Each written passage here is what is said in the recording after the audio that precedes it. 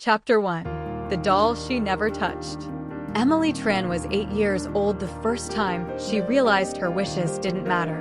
It was a Saturday morning in spring. The kind where the sun cast soft golden light through the lace curtains in their small San Diego home. Her parents had just returned from the hospital with a surprise for her and her sister, Isabella. A dollhouse. Emily had gasped, eyes wide with joy as her father unveiled the miniature Victorian-style house. Painted pastel pink. With little flower boxes and a working front door, it was exactly the one she'd been circling in toy catalogs for months. Isabella, pale and wrapped in a fleece blanket, barely managed to smile from the couch. She had just come home from another week in the hospital, pneumonia again. Their mother immediately helped Isabella sit up and placed the dollhouse in front of her. Emily stood frozen, still smiling, still hoping. But her mother's voice was gentle, final. "Emily, sweetheart, you can play with it too, okay? But since Isabella's been so sick, let her pick the dolls and furniture first." Emily's tiny fists clenched behind her back. Her mouth said, "Okay, Mom." But her heart whispered, "It was for me. I asked for it. I waited for it." That dollhouse stayed in Isabella's room for years. As the years passed, it wasn't just toys Emily gave up. It was time. It was attention. It was space. At school, Emily was always the one who took the bus alone, so her mom could stay home in case Isabella had another asthma attack. At birthdays, Emily's cakes were store-bought and quick because Isabella couldn't tolerate sweets and crowds. At Christmas, Emily always agreed to give her gifts to her sister because, as her mom often said, "Isabella doesn't have as much strength as you do. You're the strong one, Emily. You understand." Yes, Emily understood. And she nodded. And she kept on smiling. But some days, she went into the garage and cried among the old boxes. Now at 27, Emily stood in her apartment's kitchen, carefully brewing a cup of jasmine tea. She had chosen this small apartment in San Diego not just because of its proximity to work, but because of the silence it offered. Silence from her mother's ever-worrying voice. Silence from the subtle but ever-present comparisons. Silence from Isabella's dramatic sighs echoing through the family home. Outside, the California sun warmed her tiny balcony garden. Inside, her phone buzzed with a text from her mother. "Isabella's having a tough week again. You should come visit. She's been asking about you." Emily stared at the message, her thumb hovering. There it was again, the emotional rope. The call to show up. Be the good sister. Be the strong one. Be the one who always bends. She didn't reply.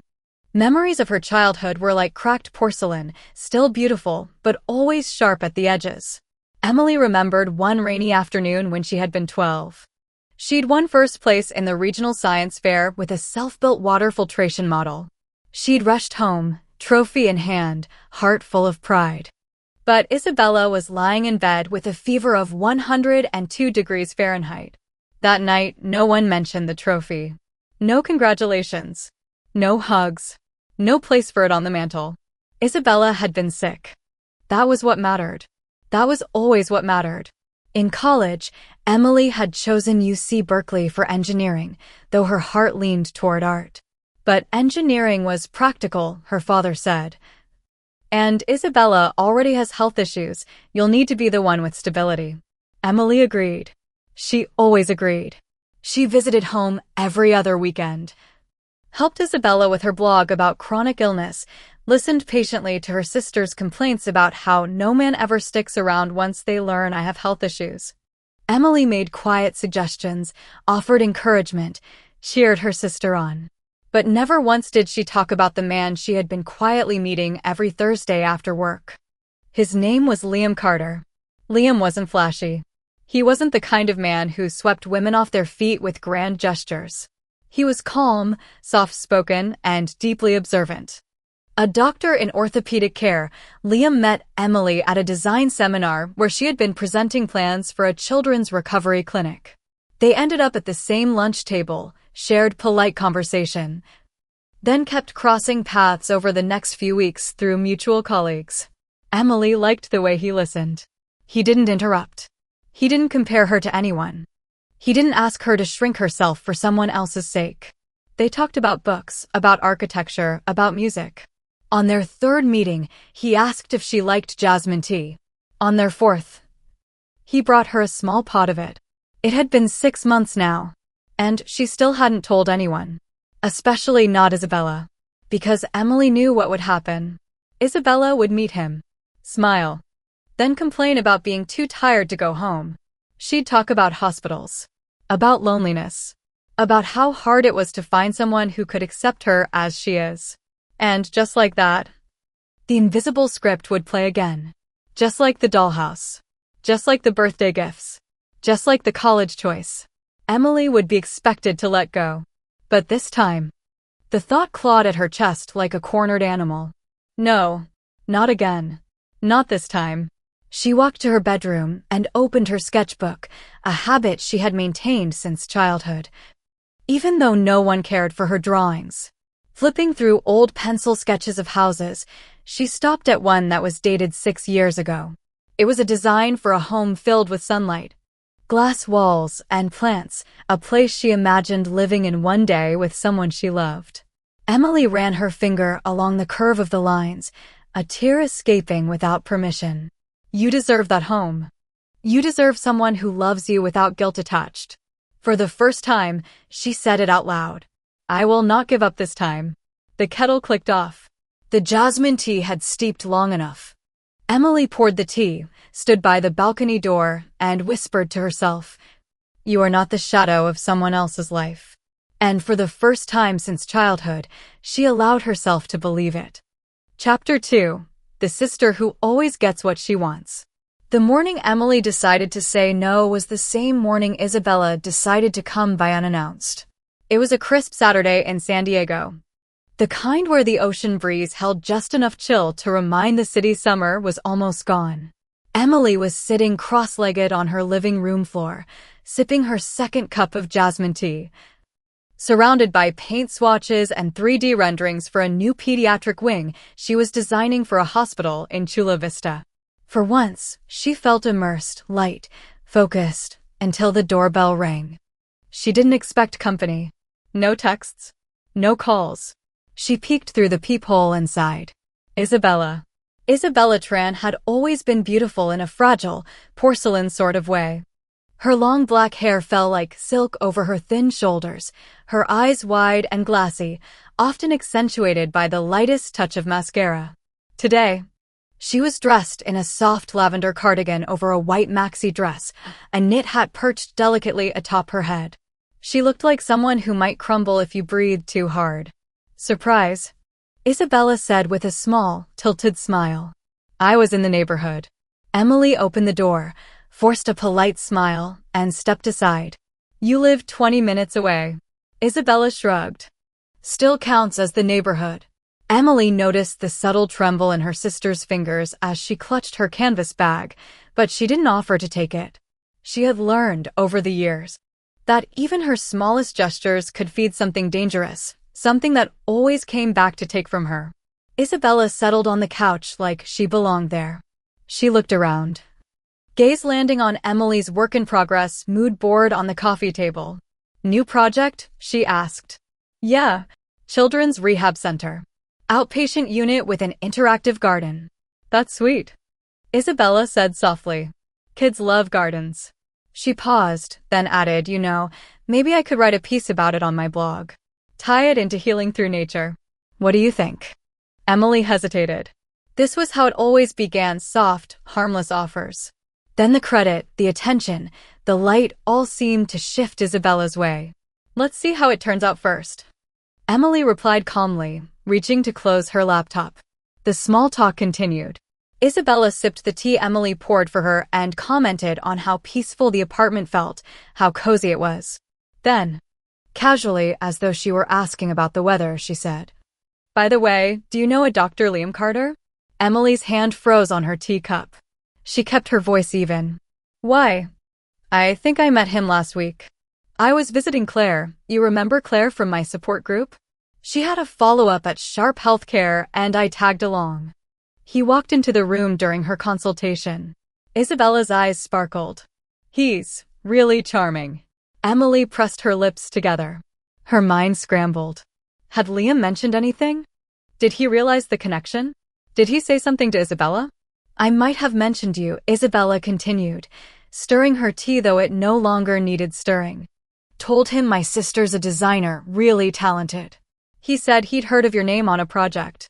Then he stayed to chat for a while. Emily's stomach sank. She didn't need to ask what stayed to chat meant. She knew her sister's rhythm. The way she leaned slightly forward when speaking, letting her voice soften into something like music. The way she made eye contact just long enough to appear vulnerable but mysterious. Emily had seen it for years, at dinner parties, at parent-teacher conferences, at hospital fundraising events. She'd seen friends, colleagues, even distant relatives fall for it. And now Liam. I think we might meet up again, Isabella said lightly, brushing hair from her cheek. He mentioned this gallery opening.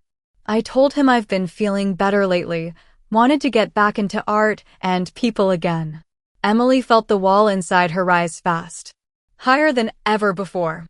She set her tea down carefully and looked at her sister directly. Isabella, are you interested in Liam? Or are you just interested because I am? The room froze. Isabella blinked slowly, a hint of injury creeping into her face. Emily, she said, her voice breathy, why would you say something like that? Because it's happened before, Emily said calmly. More times than I can count. The dollhouse. The piano classes. Even the internship at Montgomery and Gold, you didn't want any of it until I did. Isabella looked down. You're being dramatic. I'm being honest. There it was. The crack in the surface. A small but unmistakable fracture in Emily's lifelong role. For once, Isabella didn't argue. She only said, after a long silence, I didn't know he meant that much to you. Emily stood, walked to the window, stared out at the distant ocean. He does. Isabella left not long after. The goodbye was tense but civil. No tears. No confrontation. Just a quiet, mutual awareness that the dynamic had shifted. Emily spent the rest of the afternoon cleaning, scrubbing countertops that were already clean, organizing drawers she hadn't opened in weeks. Her mind kept circling one question. Would Liam be strong enough to not get drawn into Isabella's orbit? Or worse, would he pretend not to notice the pull? That night, Emily sat at her desk, opened her journal and wrote, If he chooses her, I will still be okay. But I will not step aside this time. Not again. The words didn't feel vengeful. They felt sacred. Like a vow to herself after decades of silence. She closed the journal, turned off the light, and lay in bed. She was no longer the girl who stood outside her sister's bedroom door, hoping for a turn with the dollhouse. She was a woman now. A woman who had finally found her voice. Chapter 3. When Lines Begin to Blur.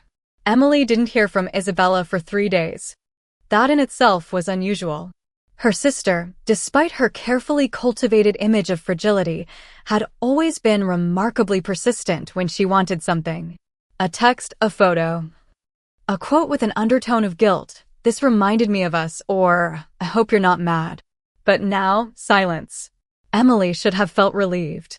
She had drawn a boundary and it was being respected. At least for the moment. But instead, she felt a slow, creeping tension in her chest. It wasn't fear of what Isabella might do, it was fear of what Liam might not do. Because deep down, she knew this wasn't only about her sister. It was about whether Liam, who always seemed so thoughtful, so genuine, could recognize manipulation in its most graceful form. On Thursday evening, Emily stayed late at her firm's downtown office. The pediatric rehab wing was moving fast, and she found comfort in the precision of architecture, angles and lines that obeyed rules. Walls that stood firm when designed correctly. Unlike relationships. As she was shutting down her laptop, her phone buzzed. Liam Carter. Hey, can we talk? Tonight? Her heart stuttered. She stared at the screen. The text was neutral. Unrevealing. She replied, Sure. My place. A few minutes later, he confirmed. See you in 30. Liam arrived with 2 things in hand. A paper bag from their favorite Thai place and a soft tension in his eyes that hadn't been there before. They ate in mostly silence. Pad CEW for her, green curry for him. Emily pushed her noodles around her plate more than she ate. Liam finally put down his fork. I ran into your sister again, he said. Emily didn't speak. She only waited. It was outside the hospital. She said she was just in the area. We had coffee. Emily's breath caught. Not because of what he said, but how he said it. She mentioned some things. Liam continued, his voice careful. About how you've always been distant. That she's always tried to be close, but you pushed her away. Emily let out a quiet, stunned laugh. Of course she did. Liam frowned. Emily. I'm not saying I believe her. I didn't realize things were so complicated between you two. She stood up, walked to the sink, and poured her untouched tea down the drain. They are complicated. And they always have been. But not for the reasons she gave you. I want to understand, he said softly. Emily turned to face him, arms crossed. Then let me ask you something, Liam. Did she mention how many times she's taken things from me simply because she wanted them? Not because she loved them. Not because they made her happy. Just because she could. Liam opened his mouth. Closed it.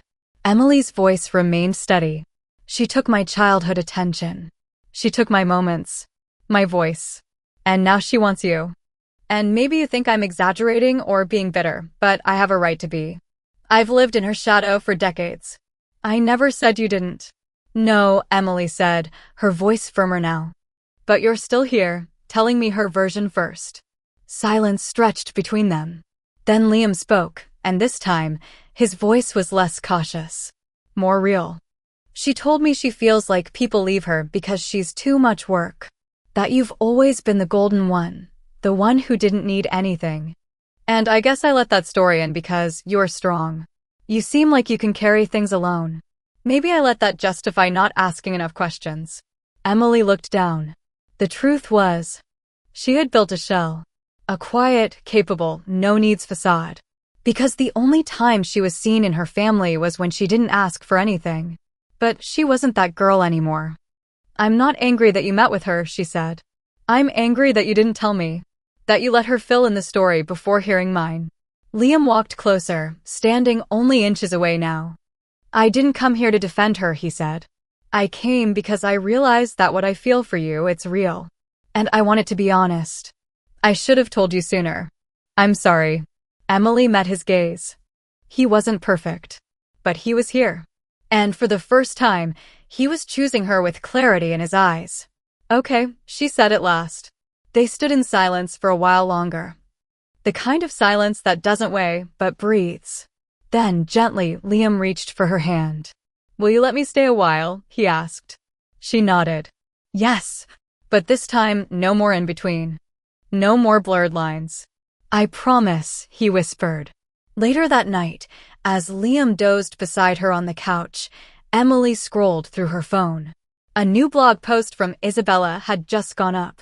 Title: What happens when your sister stops loving you? Emily didn't even click the link.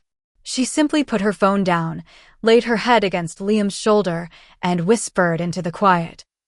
I never stopped loving her. I just started loving myself too.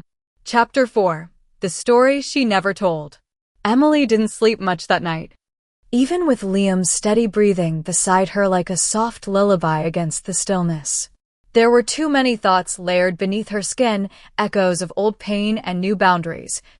Of words spoken and the ones she still hadn't found the courage to say. She watched the sky turn from navy to lavender through the sheer curtain of her bedroom window, wondering if healing was supposed to feel this raw. By morning, Liam had left her a note on the kitchen counter. Had to run to work early. Thank you for letting me stay. I'm here whenever you're ready, Al. There was something tender about the way he phrased it. Whenever you're ready. Not if, not please be, just whenever. Emily folded the note and placed it gently between the pages of her sketchbook. Then, without thinking too much, she grabbed her keys and headed toward the one place she had avoided for weeks, home. Not her apartment. Not her studio. But the small, sun-faded house in Golden Hill where her mother and Isabella still lived.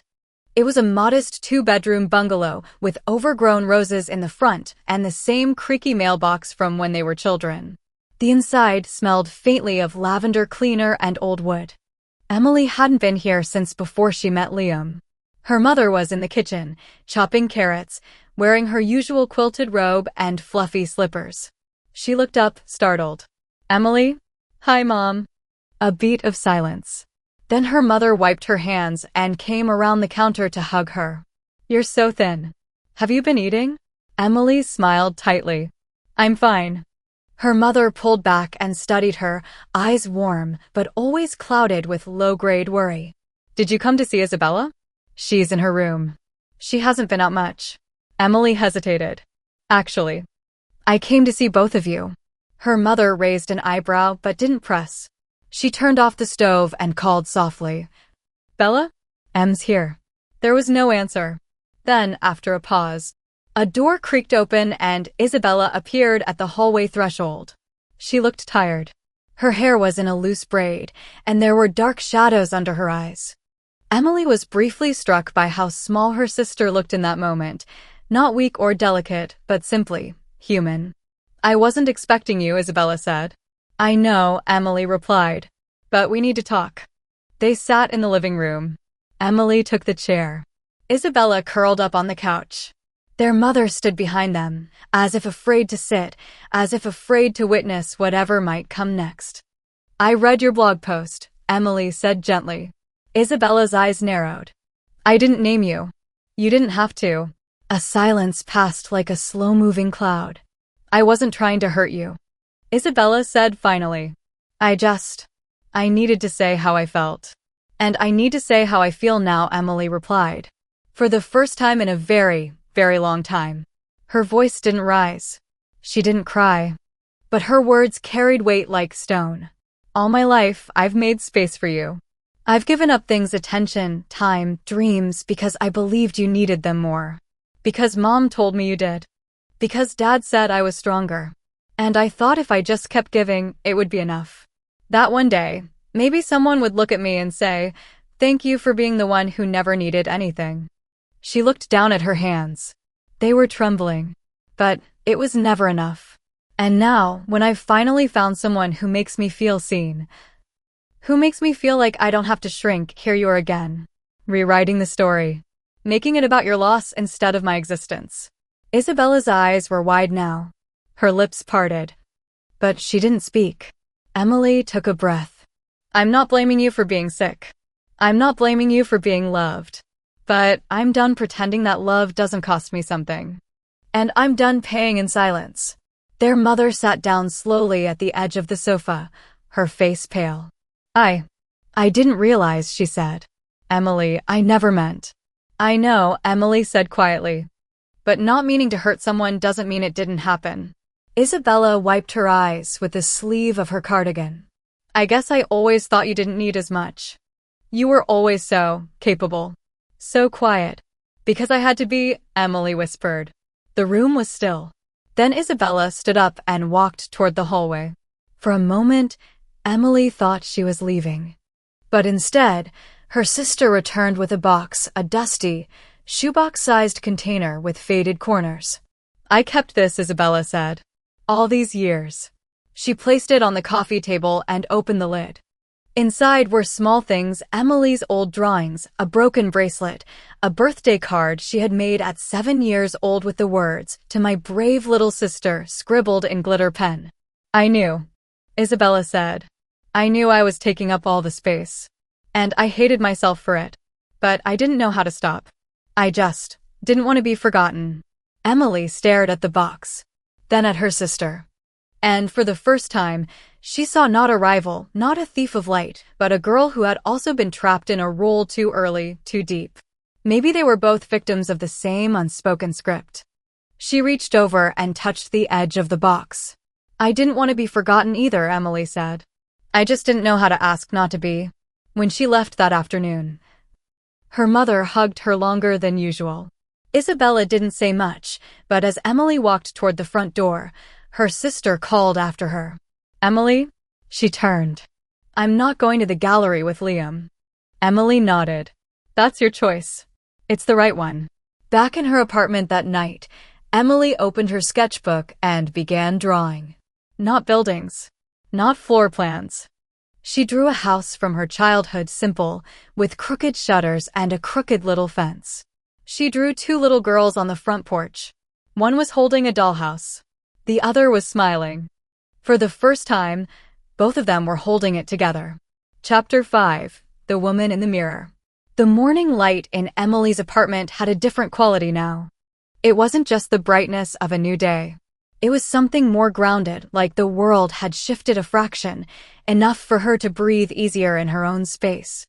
The conversation with Isabella had left her emotionally drained, but in a strangely satisfying way. Like pulling out a thorn that had been lodged in her skin for years. Painful. Necessary. Freeing.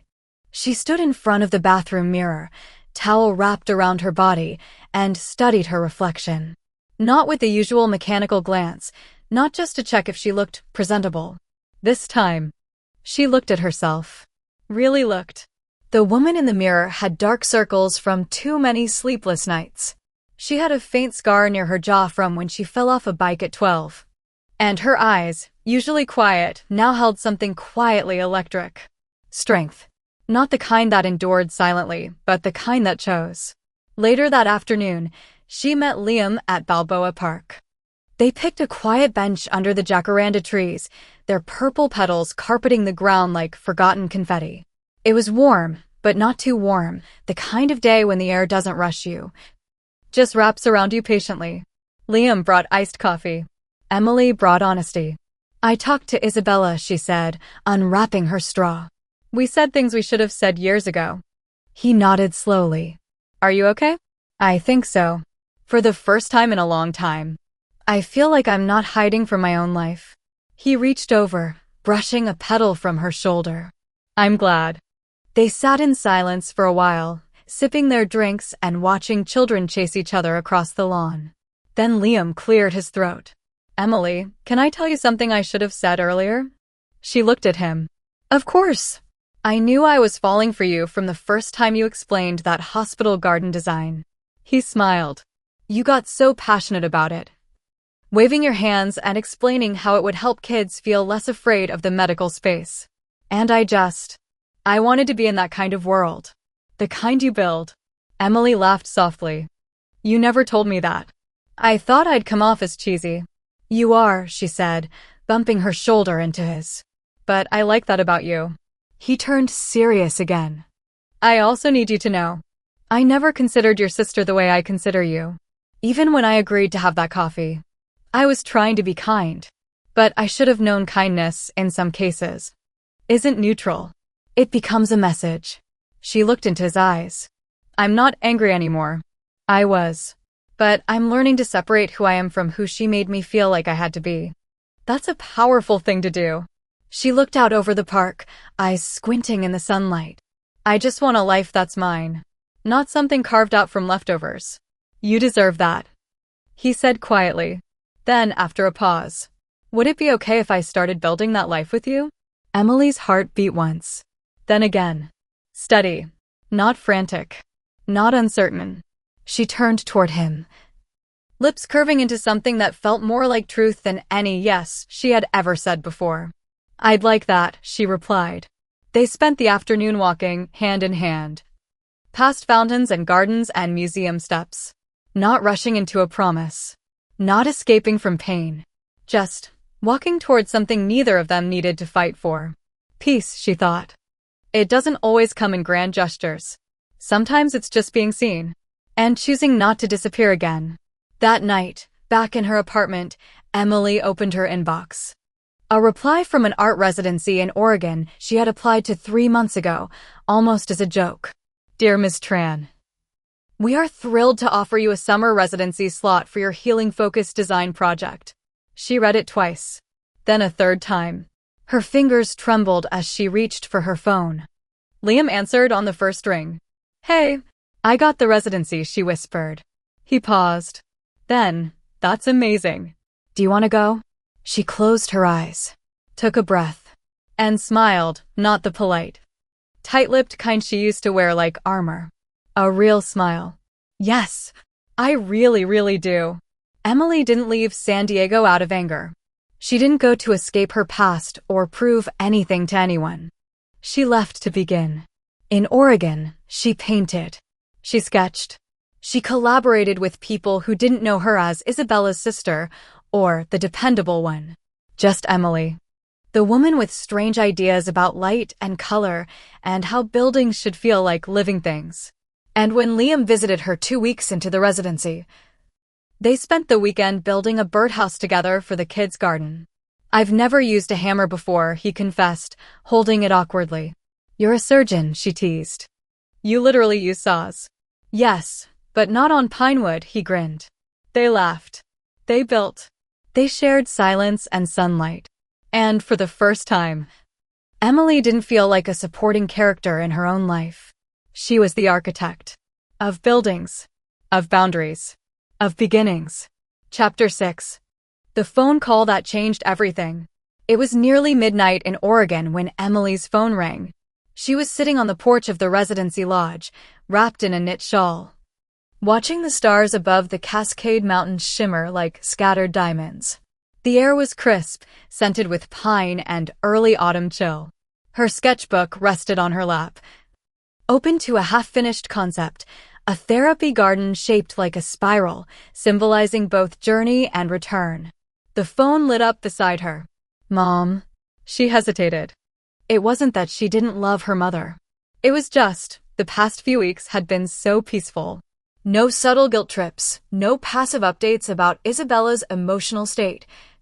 No invisible strings tugging her back into a role she had finally learned to shed. "But this late?" She answered. "Hi, Mom. Everything okay?"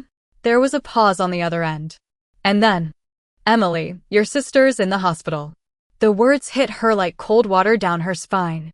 Her mother's voice cracked as she explained. Isabella had collapsed during a speaking event in Los Angeles.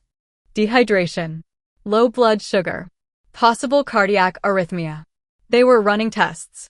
No, it wasn't life-threatening yet, but it was serious enough for admission. "She's asking for you," her mother whispered. "She doesn't want anyone else." Emily swallowed hard. "Did she ask for me before or after you suggested it?" There was silence. Then a quiet, guilty, "She asked for you." That familiar tightness wrapped itself around Emily's chest again, the old instinct to rush in, to fix, to make things better. But this time, she didn't say yes immediately. Instead, she asked, "What hospital?" 2 flights and 1 long Uber ride later, Emily stood outside Cedars-Sinai Medical Center in Los Angeles, her backpack slung over one shoulder, a scarf around her neck, and exhaustion in her bones. It had been almost a full day since the phone call. Inside the ICU waiting area, her mother rose from a stiff hospital chair. Her face lit up. Equal parts relief and expectation. "You came," she breathed. Emily nodded. "Where is she?" "She's resting now. But the doctors say it was a combination of stress, fatigue, and skipping meals. Bella's been pushing herself too hard. You know how she is."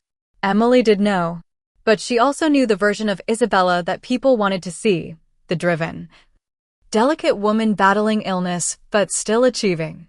It was a narrative that earned admiration and, sometimes, immunity. "Is she okay now?" Emily asked. Her mother hesitated. "Physically, she'll recover. But, emotionally, I think she's unraveling." Emily sat down. Her eyes stung, not from tears but from the 1,000 unspoken memories crowding her brain. "Does she know I'm here?" "I told her you were on the way." She smiled for the first time all day. Emily didn't smile back. She saw Isabella the next morning. The hospital room was quiet, dimly lit. Machines beeped softly beside the bed. Isabella looked small again, her dark hair splayed across the pillow, a nasal cannula gently feeding her oxygen. When she saw Emily, her eyes filled with tears.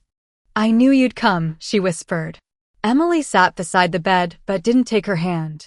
"Don't put that on me," she said gently. "I came because I needed to, not because I had to."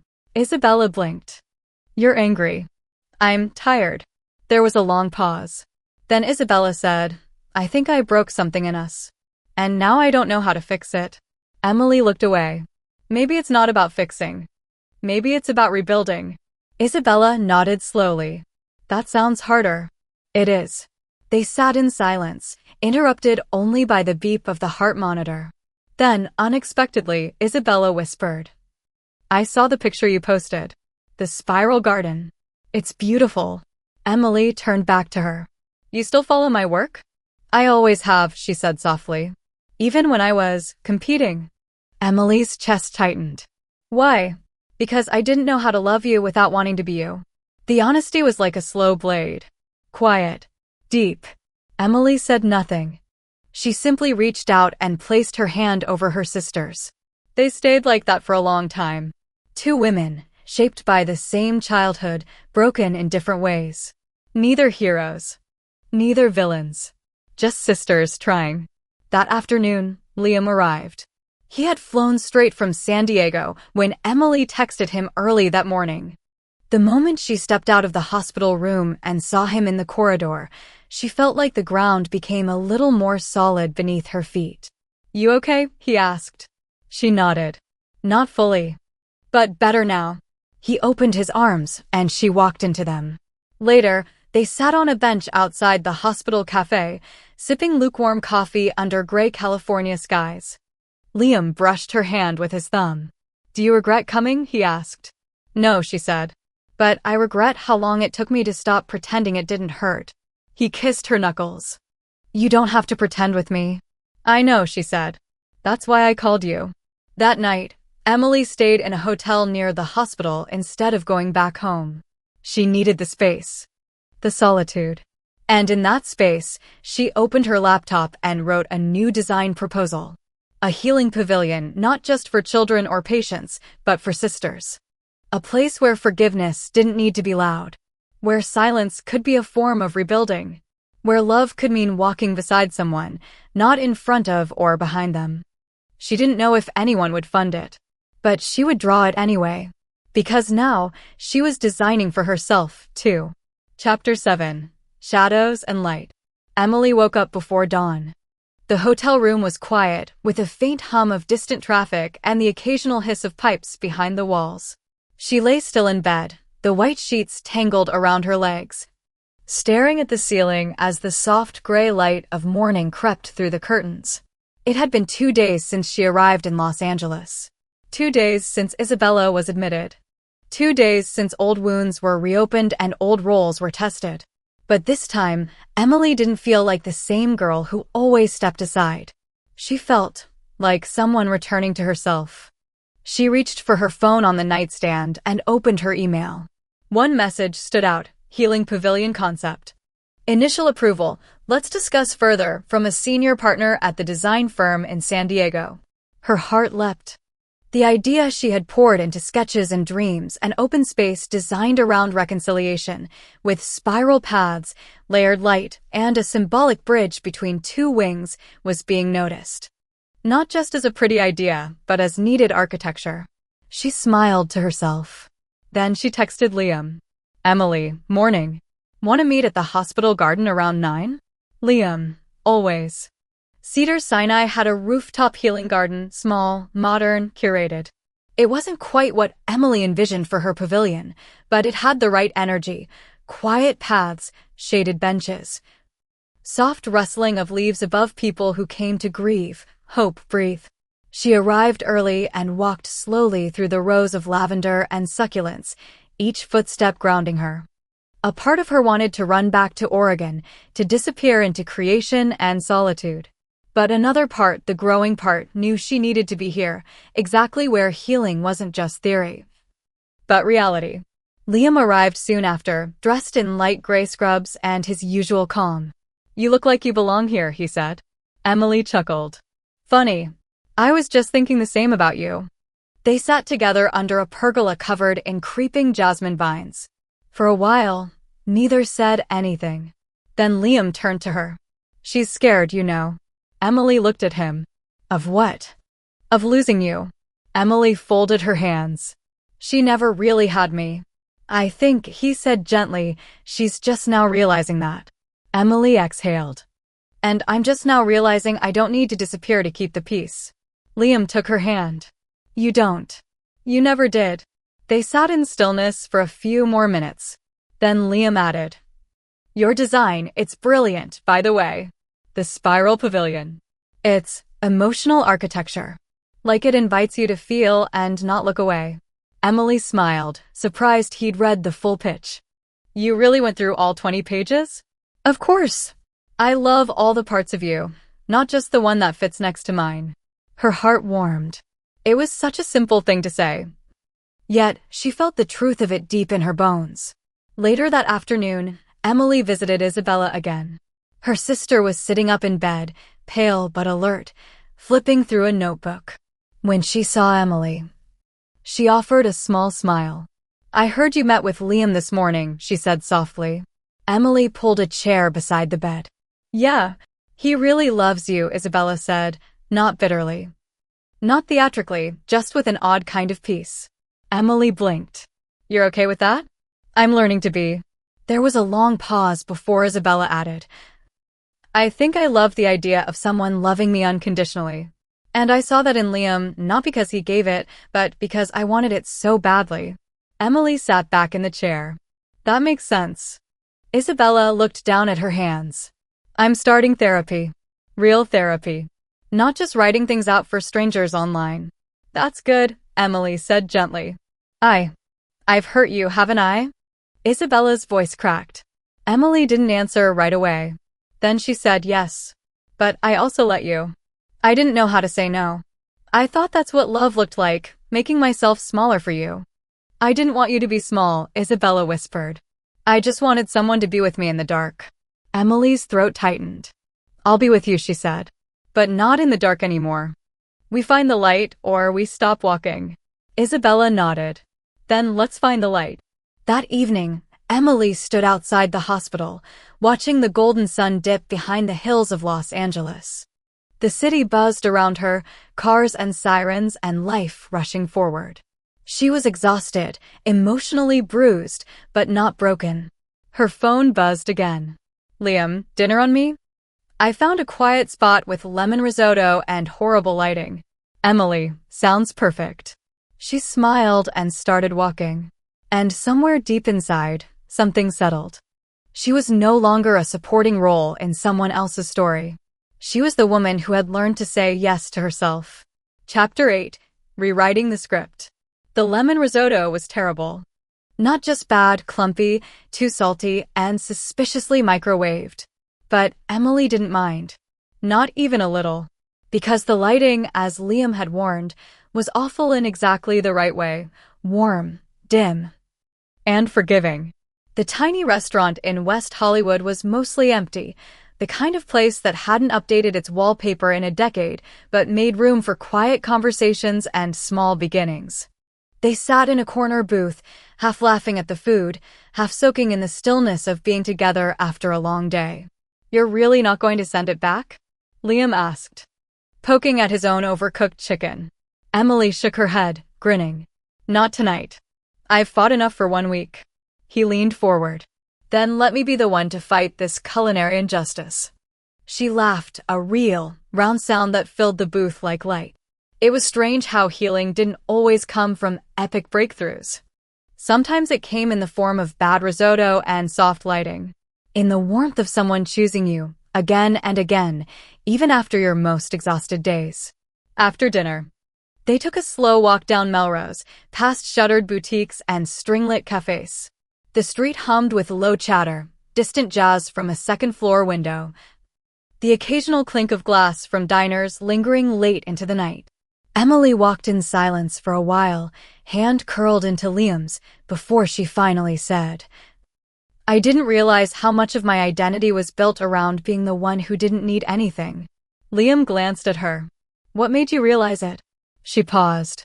"When Isabella said she always followed me, that she always saw me as whole, it made me think. I've been starving in front of people who thought I was already full." He tightened his grip on her hand. "That's one of the most honest things I've ever heard you say." "I used to think honesty would make people leave," she said quietly. "That if I ever said, I'm tired or I need, someone would say I was too much. And now?" She looked at him. "Now I think the people who truly see you don't flinch when you stop pretending." They stopped at a small community art wall, painted over and over by locals and children. Someone had drawn a giant sunflower in the center, petals reaching out like rays of fire. Emily reached into her bag and pulled out a Sharpie. She'd started carrying one since her residency in Oregon. "What are you doing?" Liam asked. She stepped forward and, under one of the sunflower petals, wrote, "You are not hard to love. You are just asking the wrong people." Liam read it, then looked at her. "That for your sister?" She thought for a moment. "It's for both of us." The next day, Emily returned to the hospital for what would likely be her last visit before heading back to Oregon. Isabella had been moved out of ICU and into a quieter recovery ward. The window was open this time, sunlight pooling gently across the tile floor. Isabella was sitting up, sipping weak tea, a sketchbook open in her lap. Emily blinked. "Are you drawing?" Isabella grinned sheepishly. "Trying to. It's awful. Let me see." She turned it around. It was awful, a lopsided sun, stick figures, a flower with 12 uneven petals. Emily smiled. "It's perfect. I used to watch you draw when we were kids," Isabella said. "You'd sit in the garage with Dad's old blueprints and copy the shapes like they were sacred." "They were sacred," Emily said softly. "Because they were mine. The only thing that was ever just mine." Isabella looked down. "I'm sorry for trying to take what was yours." Emily didn't reply right away. Instead, she sat on the edge of the bed and picked up a pencil. "You can't take what someone chooses to share." Then she drew a second flower next to the first. 5 petals. Precise. They looked at it together. Awkward. Crooked. Beautiful. "Maybe we rewrite the story this time," Isabella whispered. "No villain. No victim. Just 2 girls trying." Emily nodded. "Trying is enough." On her last night in Los Angeles, Emily stood on the hotel balcony, phone in hand. The draft proposal for the healing pavilion was nearly complete. She had added a new wing, the mirror walk. A reflective path flanked by 2 facing benches with a curved glass wall between them. "See yourself. See the other. Heal the story." She clicked send to her firm. Then she turned to Liam, who was packing a small overnight bag nearby. "You know," she said, "I think I've been designing buildings all these years because it felt safer than rebuilding myself." He looked up at her. "And now?" "Now I think it's time I design from who I really am." Liam walked over and touched her face gently. "Then your next building's going to be your masterpiece." She smiled, leaned into him, and whispered, "I already started." Chapter 9. Home is a Choice. It rained the morning Emily left Los Angeles. Not the usual California drizzle that came and went like a whisper, but real rain. Heavy. Honest, cleansing. She stood by the hotel window, watching the droplets slide down the glass like slow tears. But inside her, there was no ache, no guilt, only a calm certainty. Like her soul had exhaled after years of holding its breath. She zipped her suitcase and took one last look around the room. On the desk sat the confirmation email from her firm. The healing pavilion had been approved for development. A new wing would carry her name as lead architect. And below that, based on your revised concept, we'd like you to present it at the Fall Design Summit in San Francisco. It was more than a career breakthrough. It was a symbol. She hadn't earned it by bending. She had earned it by becoming. Before leaving for the airport, she made one last visit to the hospital. Isabella was sitting upright in bed, a fuzzy blanket around her shoulders, her hair freshly washed and braided. There was color in her cheeks again. "You're leaving today?" Isabella asked, her voice quiet but steady. Emily nodded. "Back to Oregon. Just for a few more weeks. Then San Diego. Then, who knows? Will you come back?" she asked. Emily paused, then smiled. "If I come back, it'll be because I want to.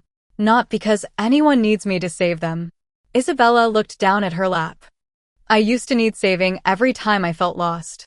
I made people responsible for my survival." "You're learning not to," Emily said gently. "That's the best kind of healing." There was a long pause.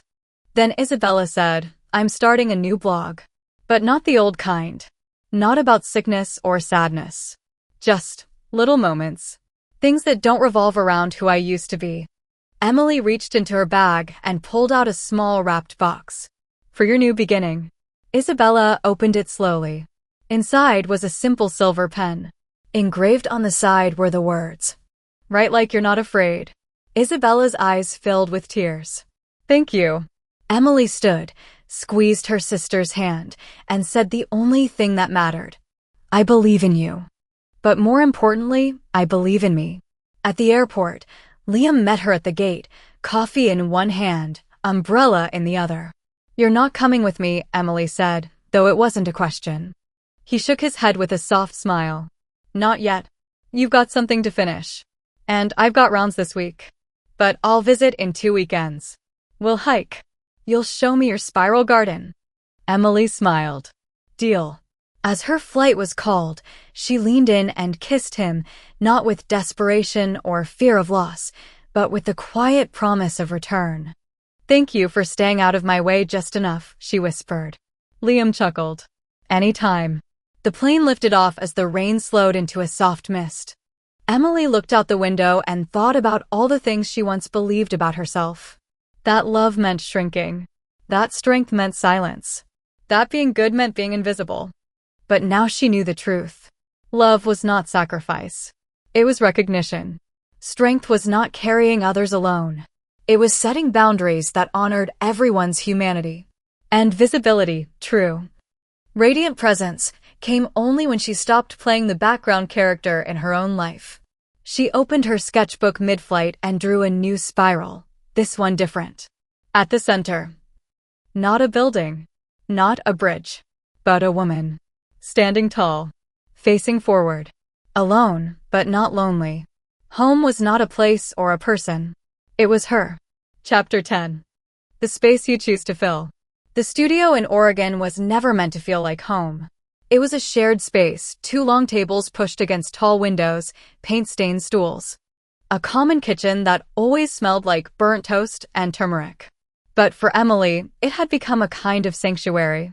Not because it was private, but because it was hers by choice, not by default. There were no silent expectations in this space. No roles assigned. No shadows to step out from. Just white walls. Light. Breath. She pinned her latest sketches on the backboard. A central spiral that led to a small, enclosed dome where 2 people could sit face to face, surrounded by soft light and water features. She called it the forgiveness room. Not everyone would use it. Not everyone would understand it. But for those who did, it would be holy ground. The days passed in rhythm. Morning tea. Design sessions. Silent walks along pine-covered trails. Evening video calls with Liam, who would often show up still in scrubs, hair messy, holding a half-eaten granola bar while he told her about his day. They didn't talk about Isabella often now. Not out of avoidance, but because the air between them no longer held ghosts. Just stories. And new choices. One night, after he described helping a young boy walk again post-surgery, he looked into the camera and said, "You know, I keep thinking about that girl in your sketch, the one in the spiral pavilion." Emily raised an eyebrow. What about her? She's not trying to get to anyone. She's just trying to arrive at herself. Emily didn't answer right away. But later that night, when she opened her journal, she wrote, "I used to build everything around the people I loved. Now I'm learning to love the space I build for myself." 2 weeks later, Emily received an invitation. Fall Design Summit, San Francisco. Keynote session, Reimagining Spaces for Emotional Healing. Presenter, Emily Tran. She stared at the email for a long time. The words blurred. This wasn't just a presentation. It was a debut. Not as someone's sister. Not as someone dependable and silent. But as herself. She called Liam immediately. "You're going to be amazing," he said without hesitation. "I'm terrified." That's how you know it matters. On the day of the summit, Emily stood backstage at the convention center, heels slightly pinching, palms sweating. She wore a deep forest green dress, structured, elegant, a quiet rebellion against all the beige she used to disappear into.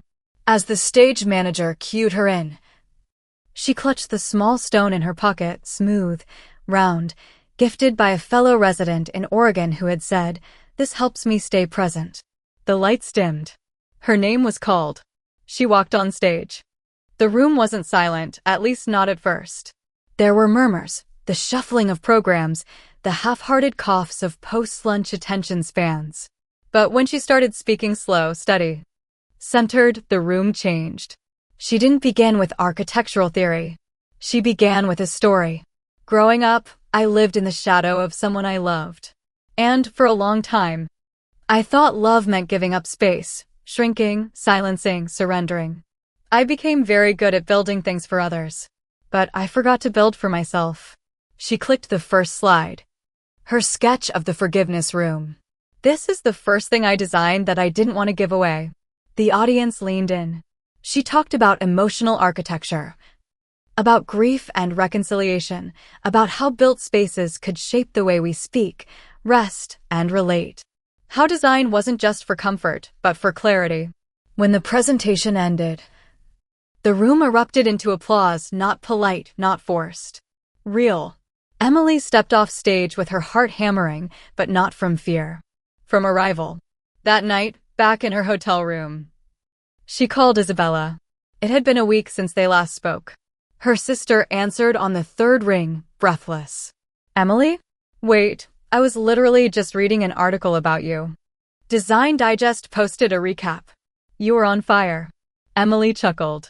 I didn't see flames, but thank you. There was a short pause. I'm proud of you, Isabella said. Not the blog version of proud. Just me, as your sister, watching you shine. Thanks, Emily replied, her voice soft. It means more than you know. They didn't say much else. But when Emily hung up, she felt something settle. Not a repair. Not a return.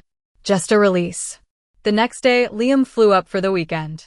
They rented a tiny cabin by the river, no Wi-Fi, just wood smoke and pine and silence. On the second night, as they lay on the porch beneath the stars, Liam turned to her and said, I have a feeling this is only the beginning for you. She smiled. Good. Because I'm finally showing up to my own life. Chapter 11. A Name of Her Own. Emily hadn't visited her father's grave in nearly 6 years. It wasn't out of resentment. Just avoidance. Her father had passed away quietly. A heart attack in the middle of a rainy December. He had been kind but absent, a man who loved structure more than presence. His life was blueprints and beams, deadlines and drafting tables. Emily used to believe she inherited her discipline from him. But now she saw it differently. She hadn't inherited his precision. She had learned to use it to hold herself together. The morning after the design summit, she stood by his headstone in a quiet cemetery on the outskirts of San Francisco, a bundle of white chrysanthemums in her hand. The grass around his plot had grown tall, slightly wild, like the caretakers had missed a week or two. She crouched, placed the flowers gently, and whispered, Hi, Dad. The air smelled of wet earth and pine. The only other sound was the distant roll of city traffic far beyond the stone walls. I'm an architect now, she said aloud. I think you'd like some of my work. But I don't build like you did. She pulled out a folded sketch, a recent drawing of the forgiveness room. I don't build for function. I build to heal. She paused. And for a long time, I was just a name under yours. Just Emily, daughter of Richard Tran, sister of Isabella Tran. But I'm learning how to carry my name on its own. A breeze moved gently through the trees above. She smiled. I just wanted you to know that. Later that day, she stopped by a bookstore on Market Street to find a gift for one of the Oregon residents who had inspired her design with a comment about spirals and healing. As she wandered between shelves of art monographs and architectural memoirs, a familiar voice called her name. She turned. It was Daniel Reyes, an old college classmate from UC Berkeley.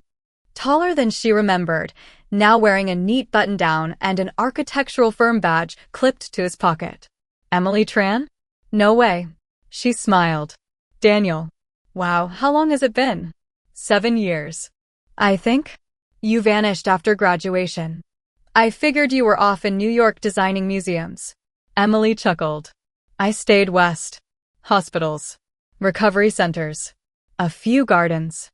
I saw your name on the summit speaker list. You crushed it. He hesitated. Didn't expect you to go so personal in your talk. Emily nodded. Neither did I. But it felt right. Daniel glanced down. I remember you used to do that thing in studio, draw long after everyone else left. Like you were building something only you could see. I was, she said. I just didn't know it was me yet. They got coffee. Talked for an hour. He asked if she'd be interested in guest lecturing at a graduate design class. She said yes. Not because it boosted her resume, but because it gave her a reason to speak in her own voice again. That night, back in the hotel, she told Liam about the run-in. He used to tease me about always working in silence, she said. Now he's offering me a mic. Liam laughed. That's full circle. Maybe, she said. Or maybe it's just my own path finally clearing. The next week, back in Oregon, Emily got a letter. Not an email. A real envelope. Thick paper. Familiar handwriting. From Isabella.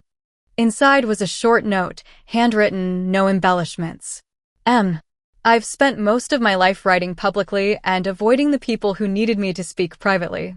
So here it is. I'm sorry. Not just for wanting what you had, but for making you feel like you didn't deserve to have it. I see you now. Not as a mirror. Not as a crutch.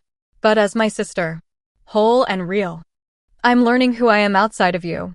I hope we can keep walking on different paths, but maybe side by side. Bella. Emily read it twice. Then a third time. And cried. Not because it hurt, but because it didn't anymore. That night, she lit a single candle on the windowsill of the studio. It wasn't anyone's birthday. There was no ceremony. No crowd. Just one woman. One room. One flame. And finally, a name that stood on its own. Chapter 12. The Voice That Stayed. Rain tapped gently on the studio windows. It was Emily's final morning in Oregon. Boxes lined the wall, some filled with sketchbooks and paintbrushes, others with press leaves and photos taken during quiet hikes. Her residency was officially over. The healing pavilion had moved into the construction phase. The summit had come and gone. Isabella was healing in her own way. Liam had booked tickets to meet her family next month. And Emily. Emily was no longer searching for permission to exist fully. She sipped her tea slowly, staring out at the mist drifting through the pine trees. The quiet no longer unnerved her. It had become her friend. Before leaving, she visited the spiral garden one last time. It was a collaborative space at the edge of the residency grounds, raw earth, barely formed stone paths, but already shaped with intention. Emily had sketched the design, but the others had helped dig, plant, dream. Now, lavender and thyme peeked through the mulch, and a stone bench curved near the center. She walked the path in slow, deliberate steps, not thinking, just breathing. At the heart of the spiral sat a wooden post carved with one simple phrase. Come as you are. Emily placed her hand on it. For a long moment, she didn't move. Then, with a half smile, she whispered into the breeze. I'm here. 2 weeks later, back in San Diego. Emily stood at the construction site of the healing pavilion. The framework had gone up faster than she expected, steel beams rising like ribs around an open heart. The center spiral was just starting to take shape, outlined in chalk and stakes. She wore a hard hat, clipboard in hand, but it felt symbolic now. This wasn't just a job. This was a reclaiming. One of the site workers approached her. Miss Tran? We have a question about the lightwell placement. Emily stepped forward without hesitation. Show me. No nerves. No second guessing. Just clarity. She wasn't the quiet sister. She wasn't the girl who gave everything away. She was the architect. Of buildings. Of boundaries. Of new beginnings. That weekend, she visited her childhood home. Her mother had redecorated the living room, new cushions, a softer color palette. Framed photos of both daughters now hung equally on the wall. Isabella had moved into a small apartment in Pasadena and was launching a podcast called Unlearning Loudly, episodes about emotional maturity, identity, and taking responsibility. Over dinner, her mother poured wine and raised her glass. To daughters who've become women I deeply admire. Emily clinked glasses, feeling something settle. Something whole. After dinner, she wandered into the garage. Dust still clung to the rafters. Her father's old blueprints were tucked in a filing cabinet, untouched for years. But on the wall, still pinned with yellowing tape, was a child's drawing. A crooked little house with a big sun above it and two stick-figure girls holding hands. Emily touched the corner of the paper gently and smiled. That night, curled up in bed beside Liam, she asked, "Do you believe people can completely rewrite themselves?" He brushed her hair back. "No." Emily raised an eyebrow.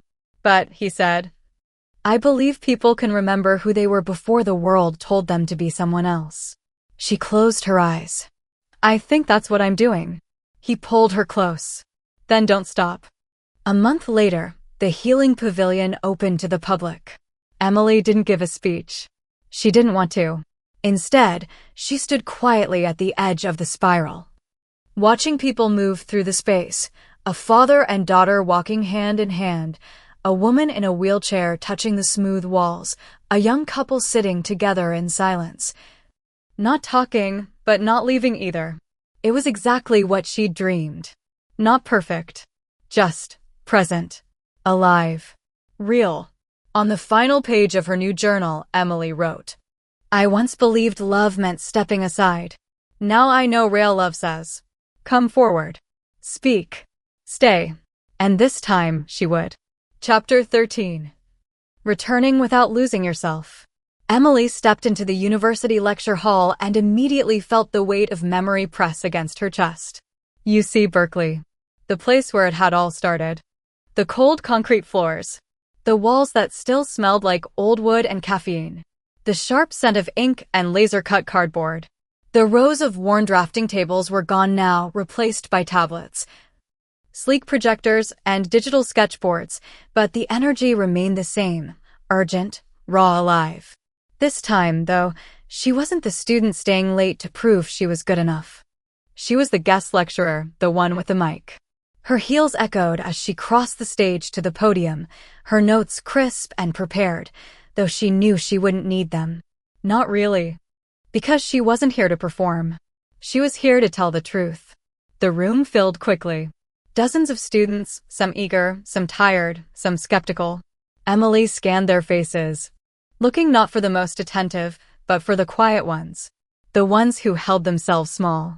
She recognized them, because she had been them. She cleared her throat and began, not with credentials, but with a question. How many of you have ever felt like your voice doesn't quite belong in the room? A few awkward glances. A few brave nods. One hand, tentative, raised. Emily smiled gently. Good. Hold on to that. Because design isn't just about what you make. It's about who you make room for, including yourself. She told them about the Healing Pavilion. About spaces that didn't just look good, but felt safe. About architecture as emotional invitation. And about growing up in a home where silence became her first design. And when she finished, no one clapped right away. They just sat in stillness, processing. And that, to her, meant she had done something real. Afterward, one student approached her, a girl with nervous eyes and calloused fingers. "Miss Tran, can I ask, how do you stop feeling like your work is just trying to prove you're worth something?" Emily's answer was quiet, but sure. You don't stop feeling it overnight. But one day, you stop believing that's all your work is. And then it becomes a gift instead of a plea. The girl's shoulders loosened. Her eyes welled. Thank you. And Emily knew this was her light. Not in fame. Not in flawless buildings. But in reminding people that they were allowed to take up space. That weekend, Emily returned to San Diego for a small birthday dinner with Liam and a few close friends. Nothing extravagant. Just candles, pasta, and laughter. Isabella sent a video message instead of coming in person. She was launching her podcast's 3rd episode and wanted Emily to know she dedicated it to all the sisters who stayed, even when they had every reason to leave. Emily played the message twice. Not because she needed reassurance, but because she finally believed it was spoken without expectation. Later that night, As Liam handed her a small, wrapped box, she smiled with quiet amusement. "If this is another notebook, I'm going to need a bigger shelf." "It's not," he said, grinning. Inside was a necklace, simple, gold, delicate. A charm in the shape of a spiral. "No beginning," he said. "No end. Just movement. Just growth." Emily ran her fingers over the smooth curve. "It's perfect." After dinner, they stood on the apartment balcony, watching the city shimmer under the night sky. The air was cool, the kind that hinted autumn would arrive early. Liam turned to her. "I was thinking," he began, a little too casually. "Oh," Emily teased. "That's your proposal voice." He laughed. "No, not that. Not yet. Just, maybe we start looking for a place." She tilted her head.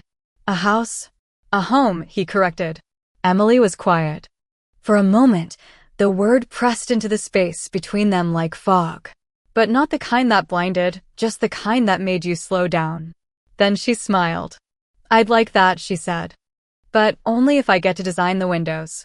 Only if I get to build the bookshelf for your 1,000 notebooks." And just like that, another kind of foundation began to form. Not one built in haste. Not one born from compromise. But one built with hands that had once been unsure and now reached forward without fear. Chapter 14. Rooms with no locks. The first house they toured was an old craftsman nestled in a sleepy San Diego neighborhood. White picket fence. Bay windows. Wild roses climbing up a trellis near the porch. "I feel like I've seen this in a Hallmark movie," Liam whispered as they stepped inside. Emily smiled, brushing her hand along the wood trim. The house smelled like lemon oil and memory. It was beautiful, well-kept, charming in the way realtors love to describe, but something about it felt too neat, too finished. As they moved through the rooms, Emily's steps slowed. "What do you think?" Liam asked gently. She looked at him. "It's lovely, but it feels like someone else's story already happened here." He nodded. "Let's keep looking." They toured 3 more houses that week. A Spanish revival near the park. A sleek condo downtown. A tiny bungalow with a crooked chimney and lavender in the yard. Each had something special. Each also had something missing. Until the 5th house. It was a fixer-upper, a mid-century home with peeling paint, cracked tiles, and a yard overrun with ivy. The front door stuck. The windows needed replacing. But the moment Emily stepped inside, something in her chest settled. It had high ceilings. Light that poured in from every angle. An open floor plan. Imperfect wood floors and silence that didn't press, just invited. She stood in the living room, arms crossed, eyes scanning the bones of the place. "This," she said softly, "is a blank page." Liam grinned. "And you've always loved blank pages." That night, Emily sat at her drafting table and began sketching their future home. Not as an escape. Not as a prize. But as a living, breathing place where nothing had to be hidden. She labeled the rooms carefully. A reading nook with floor cushions. A breakfast space under an eastern window. A guest room with warm-toned walls. A quiet room with no screens, just books and light and maybe, someday, the sound of a child humming to herself while drawing. Each room had no locks. Only thresholds. Because they had both lived enough of their lives in spaces where doors were meant to shut. Now, they were building something else. Days passed. Papers were signed. Keys exchanged. Emily stood in the center of the empty house on move-in day, barefoot on dusty wood, and whispered, "I will not disappear in this space." Liam wrapped his arms around her from behind. "You don't have to disappear anywhere," he said into her hair. And for the first time, she believed that home wasn't something you found. It was something you refused to lose yourself in. A week later, Isabella visited. She wore loose jeans and brought banana bread. "Don't read into it," she said, handing over the foil-wrapped loaf. "I just thought you might forget to eat." Emily raised an eyebrow. "You do realize I'm still older than you by 2 years, right?" "I'm not sure emotional birth order works that way." They laughed. Emily gave her the full tour. Showed her the garden. The rough sketches of renovations. The half-unpacked boxes that held her past life. And finally, the small studio room she'd set aside for herself. Not a home office.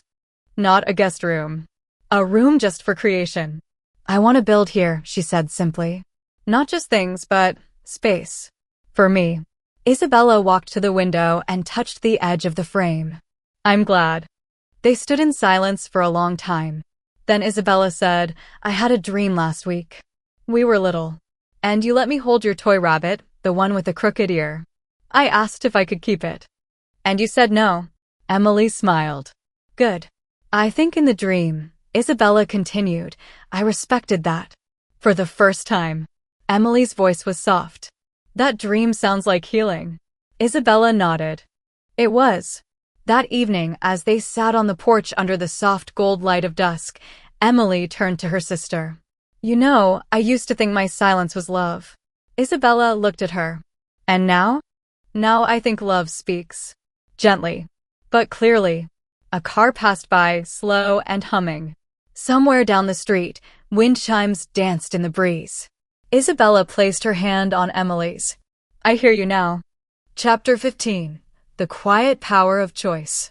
The morning sun filtered through the new house's living room windows, casting long, soft shadows across the unpacked boxes and the faint scent of fresh paint. Emily stood barefoot on the polished hardwood floor, a cup of coffee warming her hands, and listened to the quiet hum of a house awakening. It wasn't perfect, far from it. There were scratches on the banister, a loose floorboard near the kitchen, and the garden needed serious work. But it was theirs. And for the first time, Emily felt the walls weren't closing in on her. They were opening up. That weekend, Liam surprised her with a trip to the local nursery. Together, they wandered aisles of jasmine, lavender, and rosemary, plants Emily knew would someday scent their garden and remind her of healing. She paused by a cluster of wildflowers and picked a handful, letting the delicate blooms brush her fingertips.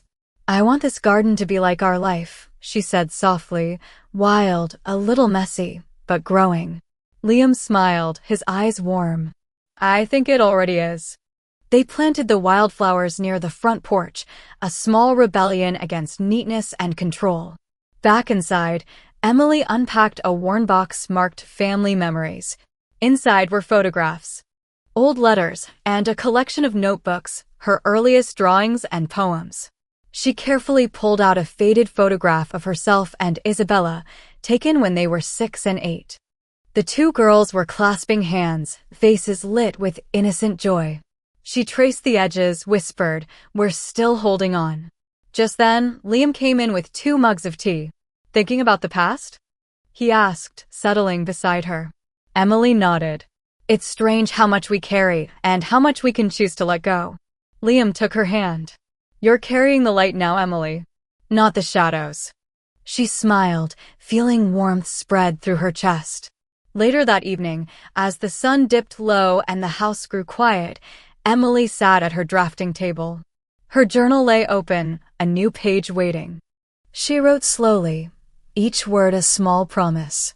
I choose to build my life with intention. To create spaces where I can be seen fully and without apology. To love fiercely, but also to protect my peace. To speak my truth, even when it trembles. She paused, then added, This is my quiet power. The phone buzzed with a message from Isabella. Recording tomorrow? Want to try a new episode about forgiveness and growth? Maybe share a story? Emily smiled. She typed back, Yes, let's do it. Because healing wasn't a destination. It was a journey they would walk together. Chapter 16. The Light That Never Fades. The recording studio was small and cozy, bathed in warm amber light. Soft cushions lined the walls to absorb sound. And microphones stood ready like silent sentinels. Emily and Isabella sat across from each other, headphones resting on their ears. Their voices weaving together in a quiet conversation that was both vulnerable and strong. This episode is about the power of forgiveness, Emily began, her voice steady but tender. Not just forgiving others, but forgiving yourself for all the times you thought you weren't enough. Isabella nodded. And about how growth often comes from the hardest places, when love feels complicated and messy. They shared memories, childhood shadows, and moments of light, the battles they fought. the walls they knocked down, and the bridges they built. The microphone captured it all, but the real magic was in the way they listened to each other, really heard each other for the first time. When the session ended, they laughed softly, a sound of relief and hope. Emily turned to Isabella. "Thank you for trusting me. For being brave." Isabella smiled, eyes shining. "Thank you for never giving up on me, even when I tried to make it easy to." Outside, the city hummed quietly beneath the twilight sky. A breeze carried the scent of jasmine and the promise of new beginnings. Weeks later, at the opening ceremony of the Healing Pavilion, Emily stood among the crowd of visitors, caregivers, patients, and friends. The spiral pathways were alive with movement, children playing, families walking hand in hand, moments of quiet reflection in the forgiveness room. Her mother was there, holding Isabella's hand, both watching Emily with pride. Liam stood beside her, offering steady support and unspoken love. Emily felt a gentle warmth in her chest, a light that had started small, a flicker in the dark and now shone bright. She knew this was more than a building. It was a testament to healing, to resilience, and to the power of reclaiming one's own story. That night, alone in her new home, Emily stood by the window and looked up at the stars. The world was vast and uncertain, but she was ready. She was whole, and the light she carried within would never fade. Chapter 17. The Seeds We Sow. The morning sun poured through the kitchen window, catching dust motes that danced lazily in the warm light. Emily stood at the counter, chopping vegetables for breakfast, her mind wandering over the recent months, how far she had come, and the path that still stretched ahead. The Healing Pavilion was thriving. Isabella's podcast had gained a steady following, and the house they had chosen was slowly turning into a home. Yet, amidst the growth and renewal, Emily felt a quiet stirring, a desire to give back in a way that reached beyond herself. That afternoon, she met with a local community group focused on supporting families affected by chronic illness. They gathered in a modest community center, filled with folding chairs and hopeful energy. Emily shared her story, not just as an architect, but as a woman who had learned what it meant to claim space, voice, and healing within a family fractured by illness and expectation. Her words sparked conversations, tears, and nods of understanding. People approached her afterward, sharing their own struggles and triumphs. One woman, holding a toddler with bright, curious eyes, hugged Emily tightly. "Thank you for reminding me that my story matters too." Emily smiled through her own tears. We all deserve to be seen. That evening, Liam surprised her with a quiet picnic by the beach. They spread a blanket on the sand, the waves lapping gently near their toes, and watched as the sky shifted from gold to deep indigo. "Do you ever think about the future?" he asked, passing her a slice of mango. "All the time," Emily replied. "But now I think about it differently. Not just what I want, but what I can help grow."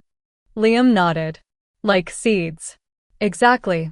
Seeds we plant, nurture, and watch bloom over time." They sat in comfortable silence, two hearts rooted in hope and patience. Back home, Emily opened a new journal. The cover was soft leather, worn at the edges. She wrote the date and began. "Today I plant seeds. Seeds of healing, courage, and love. Seeds that I hope will take root not just in my life, but in the lives of others. Because we don't just inherit stories, we write them." She closed the journal and looked out the window. The night sky was clear, and the future was bright. Chapter 18. The Gift of Presence. Emily's phone buzzed just as she was leaving the office. It was Isabella. "Hey, Her sister's voice came through, warm and steady. "I'm in town next week. Can we grab coffee? I want to talk about something important." Emily smiled. The kind of smile that settled deep in her chest. "Absolutely. I'll clear my schedule." The cafe was a cozy corner spot with worn wooden tables and the rich aroma of freshly brewed espresso. They met mid-morning, both dressed casually but with an unspoken sense of occasion. Isabella looked more radiant than Emily had seen her in months, healthier, happier, carrying herself with newfound confidence.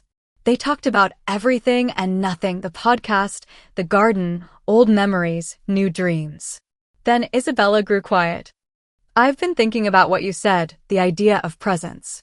Not just being there, but truly showing up." Emily nodded. "It's the hardest gift to give, but the most meaningful." Isabella reached across the table and took Emily's hand. "I want to do better. With Mom, with you, with myself." Emily squeezed her hand gently. "Me too." Later that week, Emily joined Isabella and their mother for a small dinner at home. The air was filled with the comforting sense of home-cooked food and cautious hope. They laughed, shared stories. And for the first time in years, there was no shadow between them. When the night ended, Emily stood at the door watching them say goodbye. Her mother hugged Isabella tightly and looked over at Emily with tears in her eyes. "Thank you, Emily," she whispered, "for holding us all together." Emily shook her head softly. "We're holding each other now." That night, Emily journaled quietly by the soft glow of a lamp. She wrote, "Presence is a gift we give ourselves and others. It is the thread that weaves us together, repairing what was once broken. And it begins with showing up, not perfectly, but sincerely." She closed the journal, feeling the steady pulse of love that was no longer conditional or silent. It was alive. Chapter 19. The Strength in Vulnerability. Emily sat quietly in the sunlit corner of the local library, the hum of pages turning and soft whispers filling the air around her. She was preparing her next lecture, this time focused on the intersection of design and emotional healing. But today, her mind wandered back to the journey she had taken from a girl who always gave way to others to a woman finally embracing her own light. Her phone buzzed. A message from Liam. "Coffee later? I found that little bakery you liked." She smiled, her heart warming at the thought. At the bakery, they sat by the window, the aroma of fresh pastries mingling with the scent of roasted coffee. Liam reached across the table and took her hand gently. "You've been doing amazing things, Emily. I'm so proud." Emily looked down at their intertwined fingers. "It hasn't been easy. I've had to learn how to be vulnerable, to let people see the real me." "That's where the strength is," Liam said softly. "In letting yourself be seen, even when it's scary." Emily nodded. "I'm still learning. But with you, it feels safe." That evening, back at their home, Emily reflected on the podcast episode Isabella had just released, an honest conversation about mental health and family dynamics. She felt a deep gratitude for the openness that now defined their relationship, not perfect, but real. She wrote in her journal, "Vulnerability is not weakness. It's the birthplace of connection, courage, and change." Closing the book, Emily felt ready to face whatever came next, carrying her light with quiet confidence. Chapter 20. The Home We Build. The sun was low, casting a golden glow across the garden that Emily and Liam had nurtured together. Wildflowers swayed gently in the breeze, their colors vibrant against the soft green of the lawn. Emily knelt beside a patch of lavender, running her fingers through the delicate stems as Liam approached carrying 2 mugs of tea. He handed her one and sat down beside her on the grass. They watched the sky slowly deepen from gold to pink to twilight, a peaceful silence settling between them. "It's beautiful," Liam said softly. Emily smiled. "It is. Just like everything else we've built, not perfect, but ours." They talked about the future, the house, the pavilion, the podcast, the projects yet to come. But beneath the plans was something more profound, a shared understanding of how far they had both come and how far they were willing to go together. Later, as stars began to twinkle above, Emily stood at the doorway of their home, looking back inside. The walls were lined with photos, moments captured of laughter, tears, growth, and love. She felt a quiet joy in knowing that the hardest parts of her story had led her here. Her phone buzzed, a message from Isabella. "Ready for our next chapter?" Emily typed back with a smile. "Always."